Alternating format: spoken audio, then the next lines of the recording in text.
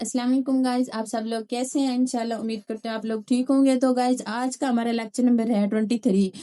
Lecture number 23 में हम देखने जा रहे हैं फर्टिलाइजेशन को कंप्लीटली तौर पे। ठीक है ना, मैंने पूरी तरह से एक्सप्लेन कर दिया है। तो सब लेक्चर नंबर 32 में हमने देखा था फर्टिलाइजेशन की डेफिनेशन की थी। तो मैंने सोचा कि पहले इसको मैं कंप्लीटली तौर पे एक्सप्लेन कर दूं ताकि आप लोगों को कोई भी मुश्किल ना हो समझने में। तो सबसे पहले हम इसकी डेफिनेशन को देख लेते हैं। The biological process in which a male sperm combines with a female ovum. ये एक बायोलॉजिकल प्रोसेस है जिसमें मेल स्पर्म जो होता है, जो मतलब मेल का सेक्स सेल है, उसको हम स्पर्म कहते हैं। ठीक है ना, वो फीमेल के ओव्यूम के साथ, जो फीमेल का सेक्स सेल ओव्यूम है उसके साथ कंबाइन होता है to form a zygote, zygote बनाने के लिए। ठीक है, which is the first cell of zygote. ठीक है ना, ये जाइगोट का फर्स्ट सेल होगा। ठीक है, जाइगोट क्यों क्या होता है? फर्स्ट सेल, इनिशियल सेल होता है। ठीक है, the biological process in which a male sperm combines with a female ovum to form a zygote. ये एक बायोलॉजिकल प्रोसेस है जिसमें मेल का स्पर्म कंबाइन होता है फीमेल के ओव्यूम से। ठीक है, जाइगोट बनाने के लिए। अब जाइगोट जो है ना वो फर्स्ट सेल होता है। ठीक है, ये थी फर्टिलाइजेशन की डेफिनेशन। आगे चलते हैं। Where does fertilization happen? Fertilization कब होती है? It usually occurs in the ampulla of fallopian tubes. ठीक है ना, ये ज्यादातर जो है ना कहाँ पे होगी?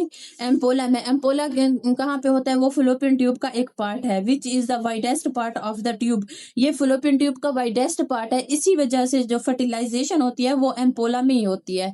ठीक है, ज्यादातर जो फर्टिलाइजेशन होती है ना वो एम्पोला में होती है। आगे हम इसके स्टेप्स को डिस्कस करेंगे फर्टिलाइजेशन को। पहला स्टेप जो है ना वो है स्पर्म रीच द एग। अब पहले स्टेप में जो है ना स्पर्म होगा ना वो क्या करेगा? एग एग तक पहुंचेगा। ठीक है, after intercourse million of the sperm enter the female reproductive tract. जब इंटरकोर्स करते हैं मेल और फीमेल, जो स्पर्म होते हैं ना वो मिलियन की तादाद में फीमेल के रिप्रोडक्टिव ट्रैक में इंटर होते हैं। कितनी तादाद में? मिलियन की तादाद में। ये इंपॉर्टेंट एमसीक्यूज भी बन सकता है, तो आप लोग इसको मेंशन कर लीजिएगा। But only a few hundred reach the Fallopian tube. अब इसमें से चंद 100 मिलियन की तादाद में जो है ना वो फीमेल रिप्रोडक्टिव में ट्रैक में इंटर हुए। अब आगे जो है ना फ्लोपियन ट्यूब में चंद 100, ठीक है ना, वो पहुंच सकेंगे फ्लोपियन ट्यूब तक। ठीक है ना, आगे देखते हैं दूसरा step. Sperm penetrates the egg. अब इसमें जो स्पर्म होगा वो पेनिट्रेट्स करेगा किसको? एग को। इसको एक्सप्लेन करते हैं। One sperm successfully crosses the eggs outer layers. ठीक है ना, जो इन स्पर्म में से जो चंद 100 फ्लोपियन ट्यूब्स तक पहुंचे थे ना, उनमें से सिर्फ एक स्पर्म जो है ना वो सक्सेसफुली पहुंच सकेगा एग्स की आउटर लेयर्स तक। ठीक है ना, जिनको हम कहते हैं corona radiata and zona pellucida. ठीक है गाइस, इस दूसरे स्टेप में क्या होगा ना, स्पर्म, सिर्फ एक स्पर्म, चंद 100 में से ना सिर्फ एक स्पर्म जो होगा वो सक्सेसफुली एग्स की आउटर लेयर तक पहुंच सकेगा। ठीक है, आगे देखते हैं फियन ऑफ न्यूक्लियाई। अब थर्ड स्टेप में होगी fusion of nuclei. The nucleus of the sperm joins with the nucleus of the egg.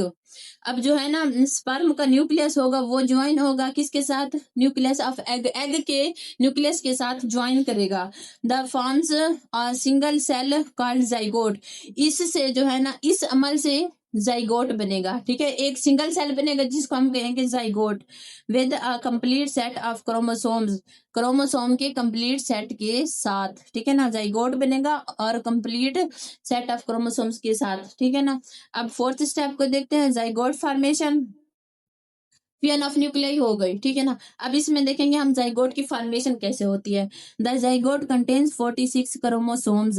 ठीक है ना, जब जाइगोट का कंप्लीट सेट में कितने क्रोमोसोम्स होंगे? 46 क्रोमोसोम्स। अब 23 होंगे स्पर्म की तरफ से और 23 होंगे एग की तरफ से। ठीक है ना, 23 मतलब मेल की तरफ से होंगे और 23 क्रोमोसोम्स फीमेल के होंगे। ठीक है ना, और ये कंप्लीट सेट बनाएंगे क्रोमोसोम्स का, कितना हो जाएगा? 46 क्रोमोसोम्स। ठीक है, आगे देखते हैं early cell division. The zygote divides as it travels through the fallopian tubes toward the uterus. अब जाइगोट जब फॉर्मेशन हो गई तो वो डिवाइड्स होगा। ठीक है ना, और ट्रेवल करेगा through the fallopian tubes toward the uterus. वहां पे ये डिवाइड भी होगा। ठीक है ना, उसके साथ साथ ये ट्रेवल करेगा fallopian ट्यूब्स से यूटरस की तरफ।